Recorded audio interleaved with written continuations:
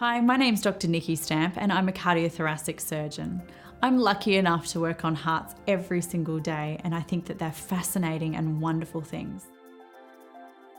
We're all conditioned, I think, to think of heart disease and heart attacks as a man's problem. We know uncles and fathers who have had heart problems, and we don't tend to talk as much about women's health in that regard.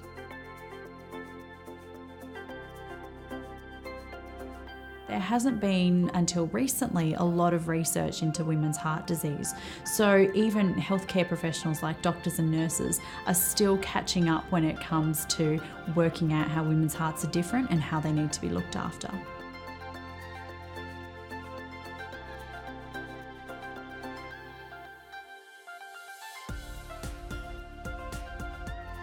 Women are much more likely to die of a heart attack, and a lot of people don't know that. In fact, around the world, heart disease is the leading cause of death amongst women. Heart disease tends to present differently in women, so women have different symptoms of a heart attack, plus they go through a whole bunch of biological changes like pregnancy, which can place an increased stress on the heart. Those stresses can actually really impair the heart's ability to look after the mother and the baby. The other thing that can happen during pregnancy is development of conditions like preeclampsia or gestational diabetes, both of which have been associated with long-term development of high blood pressure, diabetes, and even heart disease.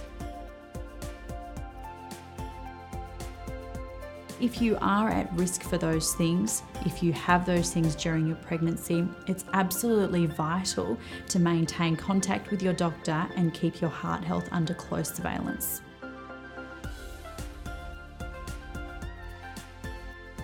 I've been lucky enough to spend a lot of time reading around the emotional connection to our hearts.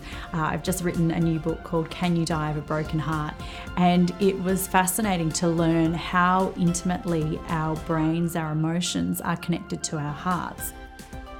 If I were to give you my 5 best tips for heart health: get active, eat a really healthful diet, quit smoking, look after your emotional health, and tell people that you know how important it is to take care of themselves. Thank you all for making the invisible visible.